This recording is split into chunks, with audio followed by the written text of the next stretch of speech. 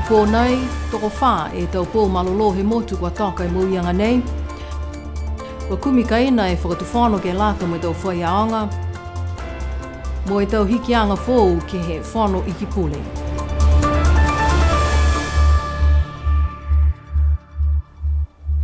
Whālawhalahi atu, ko ko Esta Pāvihi, hane he tau tolo tau walatala tutupu ke lata ia mo i pūli he pō nei. Ka mata i tau uawhi o flumalima mo i tau ongo he mauku kua lauia ai toko whae mga whaua he motu. Nā tōse puke tangata he motu nei, si mai longa lahi e tau mga aho ka hoko i uianga he iki ke taha ha tau tolu. Ko tau pō malolo he motu kua taka mo uianga nei, ko lilifu ko Richard Hipa mai a luftu ke lau, ko Bob Tunifo tā langi mai la kapa. Toko ua e si a kono mai he maanga ko tuapa uho motu ko sione po kau sione tama, mo haka i pihingia. Hane e tau walatala ia. Koe matahiku he tau kua male aho tolu ngafulu he mahina ti sama, ne e male whakalutu kia e moui he ulu whakatonu he whahinga hoa kastamu me whahi tuku hau, ko sione po kau sione tama. Lima ngafulu malima e hana tau moui. Ko ia koe taha he tau takitaki he ndakau takitaki maanga he maanga ko tuapa. Tolu ngafulu maua e tau ha sione tama ni ngahua e ke whakatuwhano Niue. Ko ia fōki koe taha he tau pō malolo ke he kalesia ha tuapa uho motu koe taha he tau sia kono. Koe mahina nei fōki kua oki ai a haka i pihingia mai fōki maanga ko tuapa. Ono ngafulu mawalu hana tau moui, ko haka i pihingia koe taha pulotu civil engineer he whakatuwhano to finanto e ia whakatu pisinisi. Ko ia fōki koe taha he tau pō malolo he kalesia keresiano tuapa uho motu, koe taha he tau sia kono. Oki ai ke motu ko ni silani a hongfulu maono he mahina nei. Amana kia e ke tamai hana sino ngasi, mo e hana tau toi mga aho, tu whakahoko e aho whaiumu e whahitapu nei. Koe matua ko Bob Tunifo tā langi mai he maanga ko la kapa. O ki fōki e ke motu ko New Zealand, anung fulmahiva e tau moui hana. Ko ia fōki koe taha he tau takitaki he whahinga ho malolo sino he taha mga hala. O ki e ke motu ko New Zealand he aho ua fulmataha e mahina ti sama, mulioa ki mai e hana sino ngasi ke he motu e ua e whahitapu e kwa male, ke hana kaina no fumau i la kapa. Hanei e whalu tau manatu whakaue he ke pule motu li lifu ko pili tālangi, ke tau li mga hua nei he motu kua mamali atu. Mai mga whaua hei tau mamatua toko tolu, Bob Tunifo, Pokau, sione tama mo hakai bingia. Ke tau taki toko me tau mga whaua kua whakatutuku ke mga nei, kau auroa ke he tau lota mamako, kai riongi whakalahi ke atua. Ke whake i e tau lota mawhanasia, ke he tau mamui he tau tolu, ha koe puhara nei a ma tau tolu osi. Inga sia ni a tau tolu moe nonofo moe mawhora, le wiki tau mamui he moi nei, koe pure ke tau mamui he tau tolu koe atua nei. Tuku atu tau ui whakalofa ke tau mga whaoa me tuka pisinga he tau pō malolo ne he motu kua toka muianga nei.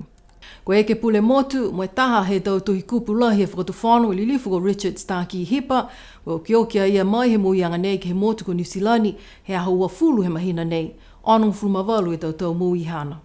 Ko Richard Starkey Hipa taha he tau tangata kua lewa inga hua ke whakatuwhano Niue, ko ia fōki ko taha he tau ulu whakatonu whuata ke hana mga hala. Koe tau ua whiwalu ni maua ia katoa whaanga koe tuhi kupulahi e whakatuwhano. Koe katoa whaanga ni ngahua ia ki ai ato hoko atu he tau ua hongfulma fitu. Koe tau ua ua fulu ne vili he tangata he motu ia ke eke mo taha he tau eke pule motu. Kau tua ia ke he numela taha he tau eke pule motu toka ono. Kai nāka i lewa hana mui politika. Lewa ngahua ha Richard Hipa ki he matakau takitaki maanga fōki ha lofi toke lau. Mo lea fōki ua fulu e tau hinga hoa ia mai whahe hinga hoa whakapuloa BCN ke he leo taongo Niue. Koe mahina au kuso he tau uawhi ufulu mataha ne tātu whakamawhisia ia ki New Zealand ha koe tau masimaskelea ki hana malolo sino. Ko whakakise manatu e whalu he tau lilifu ne ngā hoa mo i loa i lilifu ko Richard Hipa tali mai he i loa kua toka ia mo ianga nei i Okalana he uaho e kwa mali. Koe pulotu Sir Colin tuku i tonga taha he tau tangata ne i loa lahia ia, o lahi e matuta ki anga mo Richard, tali mai hewa haa i ki halaua. Hipa lahi mamoko kua hoko e uianga ki hei haku matakainanga. Palofu ki a sai mo e whanau katoa bihia mo e mawhawa hipa. Lewa e loa e palata mo Richard mai he aonga tufukia. pia foki mo o he tapu home si leva tui mo ngā hua whangatanga mo hako mo trainang. Sila mo moko kua hoko uianga ke ia.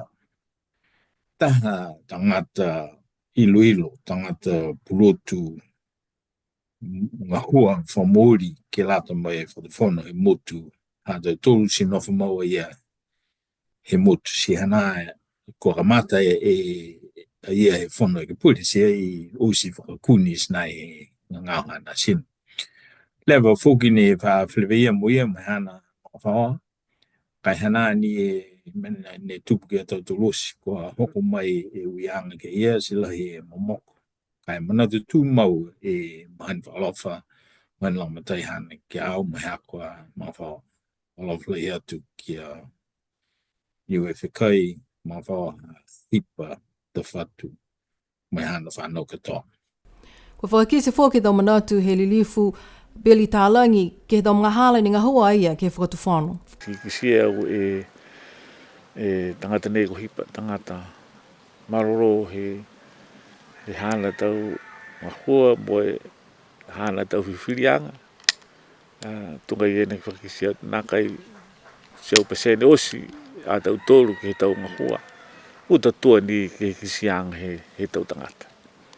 Ka koe whakamori ke ngā hua, haia ko whakakise ia. Ki loto ke mga honi ngā hua ia ke he whakatuwhanu. Tunga ia, koe whakataanga he tau tangata ngā hua. Ke whangafuri tau ke ngā hua mai whakatuwhanu. Si whakausi hana a tau ngā hua. Ke whakatuwhanu. Kai mana tō moe whakausi he hana ngā hua. Nā kai whakausi mitaki ke ngā hua hana.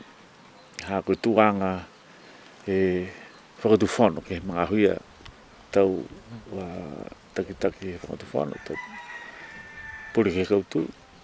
Ka kamina pihia ni aga me mahai ni boi.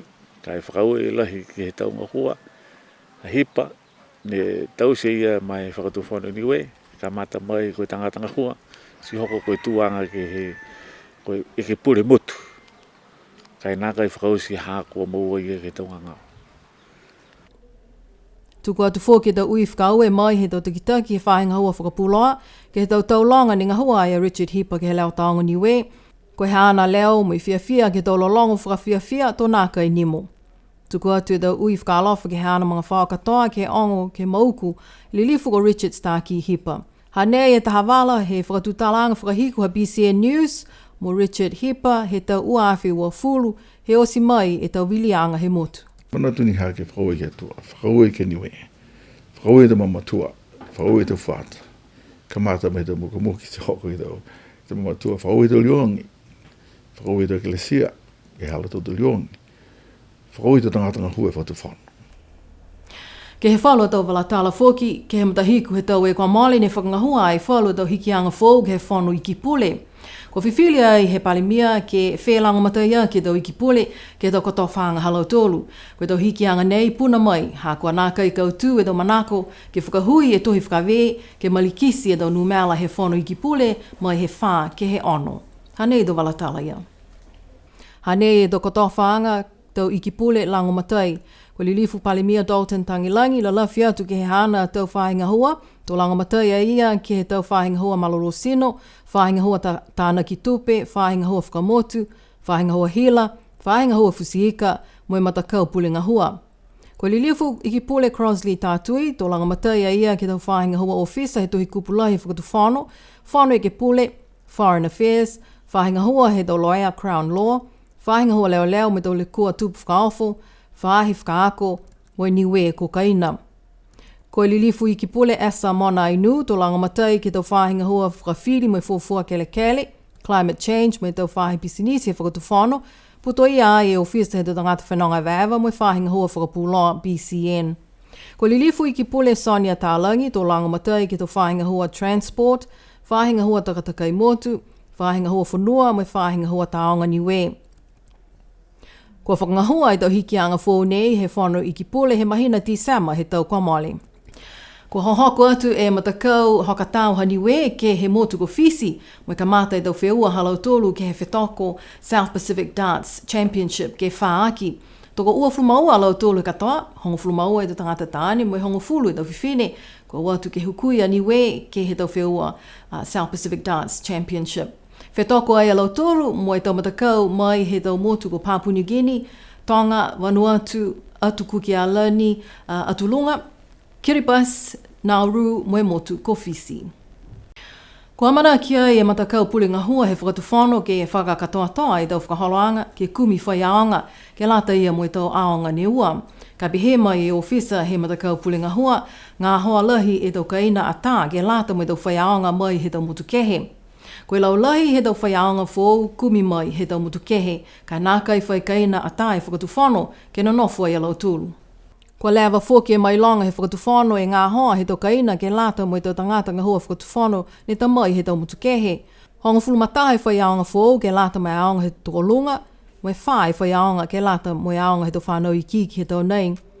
Ko mena ia kua kumi atu ai matakau pulinga hua ke tau tangata he motu ka whai kaina ata ke matutaki atu ke he matakau pulinga hua. Mana ko lahi alau tōlu ke maua i tau kaina ke lata mo i tau whaiaonga mo i tau mga whaua halau tōlu. Tali mai he tau ua awhi wha ne malona e tau kaina he whakatuwhanu i aliluki ua fulumataha i tau tau kwa mole.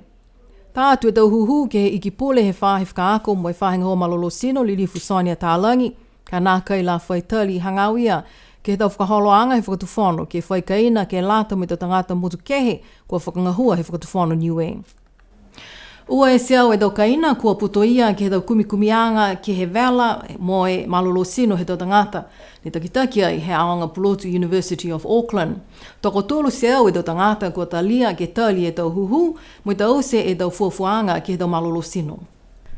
Ni whakatutala ai mo e taha he tau tangata ngahua ko Jamal Tālangi Vedriaki he tuanga he tau kumikumianga ki tau mga honei. Mana tu ke tuku ate tau whakaue ki he tau matua nei me tau kaina nei kua talia ki e putue ki he whakaholanga nei ke langmatai e kumikumianga he aonga Pulotu Auckland University hangau ia ki he lauia he tau mamui ha koe vel he la. So kua ua seau e kaina ne kua talia si nono kaha ki he whalu kaina tahani e tangata ka pe fuafua e tau malolo sino. Whalu kaina ua si nono e ke linga tolu seau tangata ne putuia kaha ki moa e tau numela. Ke he tau matakau ngahua ki lalo hifo he kumikumianga nei.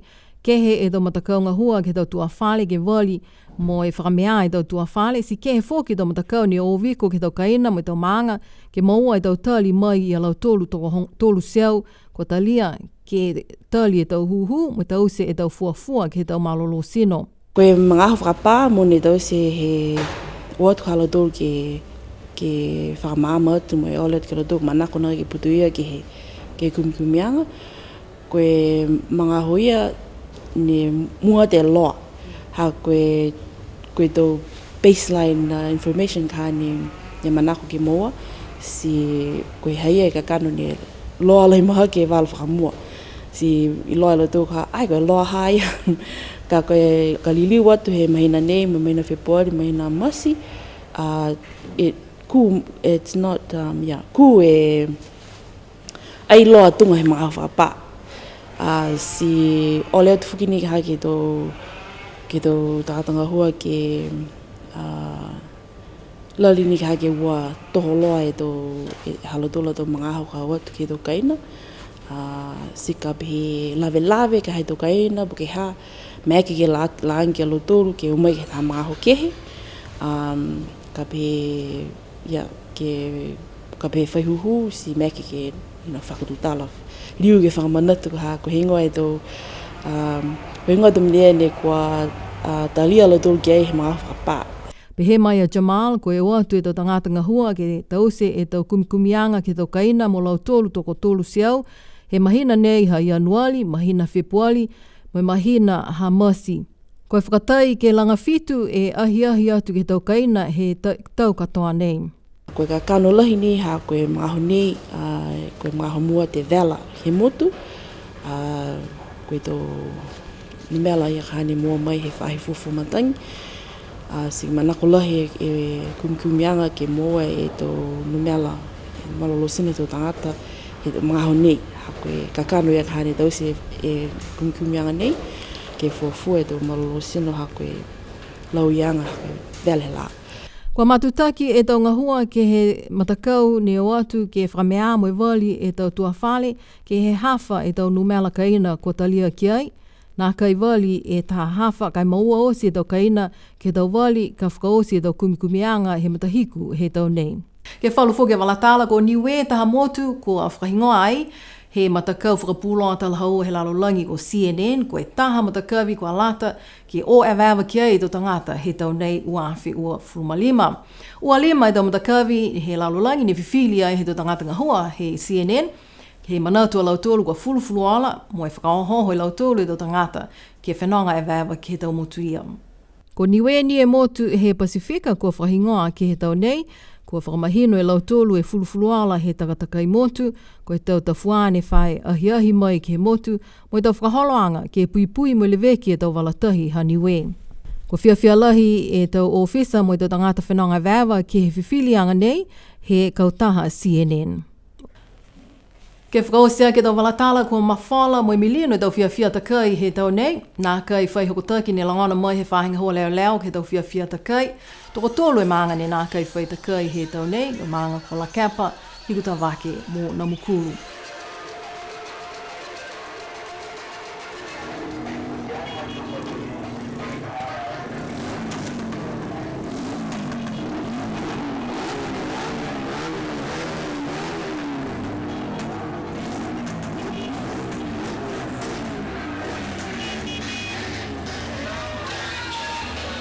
Sipihi ai e tau wala tala whakamua ke lata ia mo e tau uawhi ua Frumalima. Toliu whakapuloa atu e BCN News, he pōtuloto mo moana makapelu li whakaperitania. Ai tuku atu tau ui whakamuina ke hawhiawhi, mo nui ne pō, nono wha.